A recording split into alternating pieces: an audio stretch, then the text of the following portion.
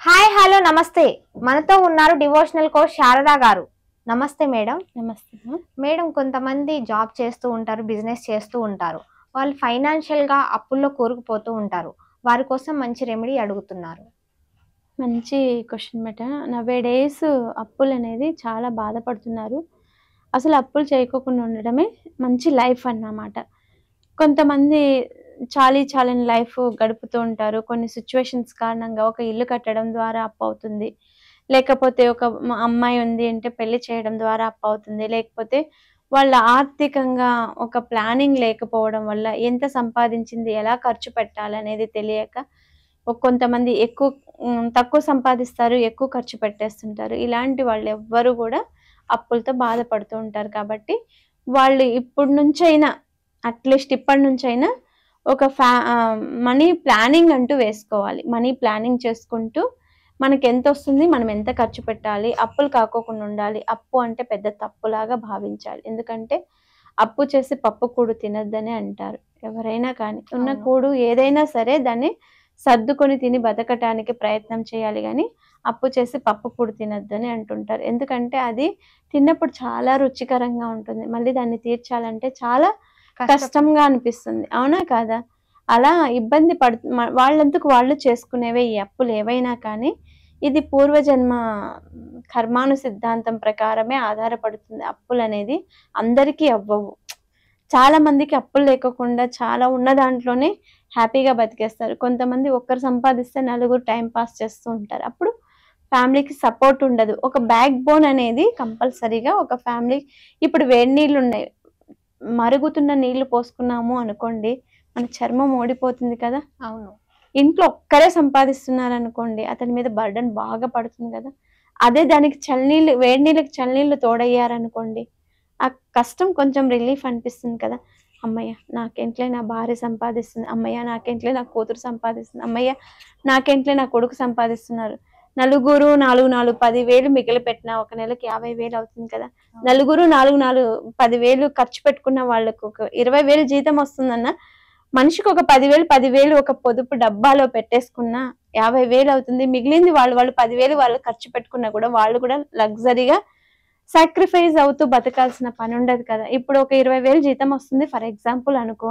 ఆ 20,000 జీతం నుంచి 10,000 వాళ్ళ కోసం, వాళ్ళకి బట్టలు కానియండి, వాళ్ళకి తిండికి కానియండి, బయటకు వెళ్ళినప్పుడు వాళ్ళ ఖర్చులకు కానీ, తల్లిదండ్రుల దగ్గర చేయి చాచుకోకుండా, లేకపోతే భర్త దగ్గర చేయి చాచుకోకుండా, లేకపోతే మన పిల్లల దగ్గర చేయి చాచుకోకుండా వాళ్ళు ప్రతి ఒక్కరు సంపాదన అనేది నేర్చుకున్నారు అనుకోండి, వాళ్ళు అప్పులవ్వవు.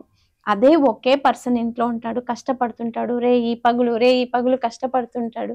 ఇల్లన్నాక యజమానే భరిస్తుంటాడు. అతని మీద కూడా చాలా ప్రెషర్ ఎక్కువైపోయి, ఈ అప్పులు ఎక్కువ ఇవ్వడం కారణంగా ఏదో ఒక డిసిషన్ తీసుకుంటూ ఉంటారు కదా! అలాంటివి ఎవ్వరికీ జరగకూడదనేది చాలా అందరికీ నేను మనీ ప్లానింగ్ ఎప్పుడు చెప్తూ ఉంటాను. అది నా కింద ఎంప్లాయీస్ కానియండి, నా పైన వాళ్ళున్నా గానీ, నా భర్త కానీ, నా పిల్లలు కానీ, నా కుటుంబ సభ్యులు కానీ, బయట వాళ్ళు కానీ ఎవరితోనే నాకు పరిచయం ఏర్పడింది అంటే మేడం దగ్గర ఫైనాన్షియల్‌గా ఏదైనా అడగాలి అన్నప్పుడు నేను వాళ్ళు అడగకనే సమాధానం చెప్తాను సేవింగ్స్ గురించి. ఫస్ట్ మనం సేవింగ్స్ నేర్చుకోవాలి. ఎక్కువ ఖర్చు పెట్టాము అనుకోండి, ఆ బర్డెన్ అంతా మన ఇంటి యజమాని మీద పడుతుంది. అలా ఎవరు అప్పుల పాలు కాకోకుండా ఇప్పుడు జరిగిపోయిందని మనం ఏం చేయలేం కాబట్టి ఇప్పటి నుంచి అలా జరగకోకుండా ఒక మనీ ప్లానింగ్ వేసుకొని ప్రతి ఒక్కరు సంపాదించడం ఎంతో కొంత అట్‌లీస్ట్ ఉద్యోగం లేదన్నా చదువు లేదు, వ్యాపారం లేదన్నా ఒక బజ్జీ కొట్టు పెట్టుకున్నా కూడా రోజుకొక 5,000 వస్తుంది. బజ్జీ బిజినెస్‌లో కూడా కదా! అలా కూడా మనం ప్లాన్ చేసుకోవచ్చు. ఇలా అప్పులు ఎవరైనా ఉన్నాయంటే మీరు తప్పుగా ఆలోచన చేసుకోకండి, తక్కువ చేయకండి, దాన్ని అధిగమించండి.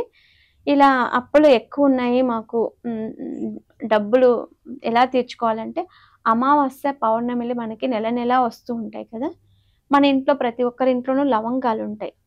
ఒక 7 గంటల నుంచి 10 గంటల లోపు మీరెప్పుడైనా అన్ని కార్యక్రమాలన్నీ అయిపోయినాక మీరు పూజ చేసిన తర్వాత 11 లవంగాలు కానీ, 21 లవంగాలు గానీ తీసుకొని ఒక మంట పెట్టి, అంటే ఒక దీపం కుందెలో మీరు కర్పూరము వేసి ధూపం ఇస్తూ ఉంటాం కదా! లేకపోతే అంతా లేదు, ధూప్ స్టిక్స్ ఉంటాయి కదా! మనకి పెద్ద పెద్ద ధూప్ స్టిక్స్ ఉంటాయి కదా! ఆ ధూప్ స్టిక్స్‌లో ఈ 11 లవంగాలు ఒక్కొక్కటి వేసుకుంటూ 11 గాని, 21 గాని వేసుకుంటూ మీ సంకల్పం చెప్పుకోండి. నాకు పలానా వాళ్ళు అప్పుగా నేను అప్పయిపోయాను. నా దగ్గర నుంచి వేరే వాళ్ళు డబ్బులు తీసుకున్నారు. లేకపోతే నాకు అవి రావట్లేదు. నాకు అప్పుంది. నాకు తీరిపోవాలి అనే ఆలోచనతోటి మీరు అలా అమావాస్య, పౌర్ణమికి ఇలా చేస్తూ ఉన్నారు అనుకోండి.